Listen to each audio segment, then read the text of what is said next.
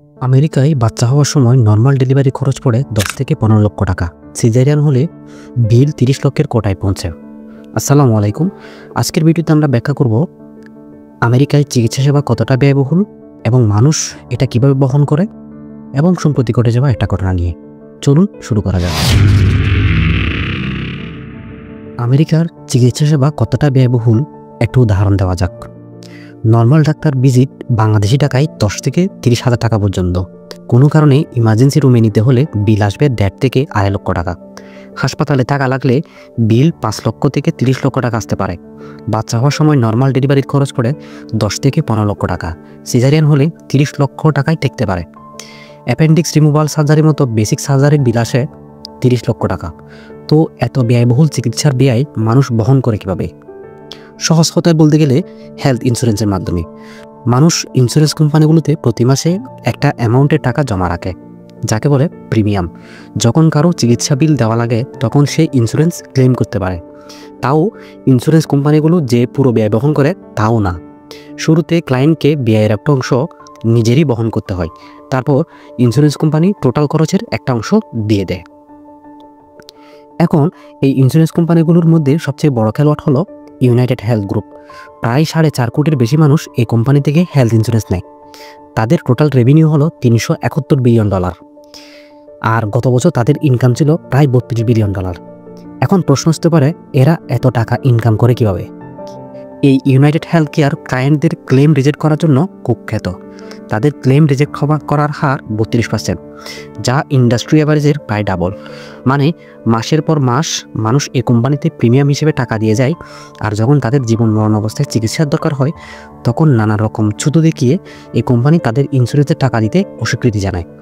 তাদের এই অস্বাভাবিক লাভের বাহার মূলত লক্ষ লক্ষ মানুষের কান্না মৃত্যুর উপর দিয়েই হয়। শুধু তাই না, কে টাকা পাবে আর কে পাবে না সেটা তারা একটা আর্টিফিশিয়াল ইন্টেলিজেন্স দিয়ে নির্ধারণ করে। সেই আর্টিফিশিয়াল ইন্টেলিজেন্সের সিদ্ধান্ত বিভিন্ন পরীক্ষায় 90% ভুল প্রমাণিত হওয়ার পরও তারা সেটা ইউজ করা থামায় নাই। এমন বহু ঘটনা আছে যেখানে তারা মারাত্মক অসুস্থ রোগীর চিকিৎসার মাঝপথে টাকা দেওয়া বন্ধ করে দিয়েছে। এরপর রোগী মারা গেছে। তাদের নামে এত কন্ট্রোভার্সি আর মামলা, সেটা লিস্ট পড়তে গেলেও যে কেউ হাঁপিয়ে যাবে। সম্প্রতি এই ইউনাইটেড হেলথের সিইও ব্রায়ান থমসনকে নিউ ইয়র্কে এক হোটেলের সামনে প্রকাশ্যে দিবালোকে ঠান্ডা মাথায় গুলি করে হত্যা করা হয়েছে। ওই হোটেলে সে সময় কোম্পানির ইনভেস্টরদের মিটিং হচ্ছিল। গুলির কোষায় 3টি শব্দ লেখা ছিল: ডেনাই, ডিলে আর ডিপোজ। যে পদ্ধতিতে ইন্স্যুরেন্স কোম্পানিগুলো মৃত্যুপথযাত্রী রোগীদের চিকিৎসার টাকা দিতে অস্বীকৃতি জানায়। এই হত্যাকাণ্ডের পর একটা মজার ব্যাপার ঘটেছে। একদিকে রাজনীতিবিদ, অন্যান্য কোম্পানির সিইওরা গভীর শোক প্রকাশ করছে, আর উল্টো দিকে সোশ্যাল মিডিয়ায় সাধারণ মানুষ যতভাবে পারা যায় এই ঘটনা নিয়ে হাস্যরস করছে, মিম বানাচ্ছে, মজা নিচ্ছে। ব্রায়ানের মৃত্যু রিলেটেড প্রতিটা খবরের নিচে I am sorry, prior authorization is required for thoughts and prayers, does he have a history of shootings, denied coverage, এই ধরনের কমেন্ট করছে, তালির ইমোজি দিচ্ছে, হাসির রিয়েক্ট দিচ্ছে।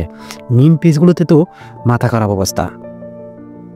কোথাও ওই সিইওর জন্য এক ফোঁটা সমবেদনা নাই। মানুষের এই রিয়াকশন অবশ্য অভাবনীয় না। প্রতি বছর আমেরিকায় গড়ে 68,000 মানুষ কেবলমাত্র ইন্স্যুরেন্স কোম্পানিগুলোর নানান নিয়ম নীতির অজুহাতে টাকা দিতে অস্বীকৃতি জানানোই বিনা চিকিৎসায় মারা যায়। আর এই ব্রায়ান থমসনের মতো সিইওরা $10-15 মিলিয়ন বোনাস পায় পুরস্কার হিসেবে। এদিকে এই ঘটনায় দায়ী সন্দেহে যাকে গ্রেপ্তার করা হয়েছে সে রাতারাতি ইন্টারনেটে ভাইরাল হয়ে গেছে। তার নামে অসংখ্য আইডি খোলা হচ্ছে, মানুষ তাকে প্রশংসায় বাসায় দিচ্ছে, তাকে হিরো বানানো হচ্ছে। কিছুদিন আগে নির্বাচনের পর থেকে বিভক্ত হয়ে পড়া আমেরিকার মানুষজনের দলমত নির্বিশেষে কোনো বিষয়ে এমন একাত্মতা দেখানোর নিদর্শন অচিন্তনীয় ছিল। কিন্তু একটা মৃত্যু পুরো আমেরিকার মানুষজনকে একত্রিত করেছে। সমাজের হাতে গোনা কিছু এলিট আর অতি সুশীল বাদে কেউ সে সিইওর জন্য সমবেদনা জানাচ্ছে না। উল্টো দুর্নীতিতে জর্জরিত যুক্তরাষ্ট্রের হেলথ কেয়ার সিস্টেম নিয়ে প্রশ্ন উঠাচ্ছে নতুন করে। আর সবচেয়ে বড় যে মেসেজটা গেছে মানুষের চোখের পানি আর রক্ত চুষে সম্পদের পাহাড় গড়া কোম্পানির সিইওদের কাছে, তারা হঠাৎ অনুভব করছে অঢেল সম্পদের বিলাসী জীবনের আড়ালে তারা আর নিরাপদ নয়। তাদের কারণে আপন মানুষ হারানো, নিঃস্ব হওয়া ব্যক্তিরা আর নীরব থাকবে না। তাদের রাতের শান্তির ঘুম হারাম। কে জানে এই ঘটনা নতুন এক বিপ্লবের জন্ম দেয় কিনা ল্যান্ড অফ ড্রিমে। ধন্যবাদ সবাইকে।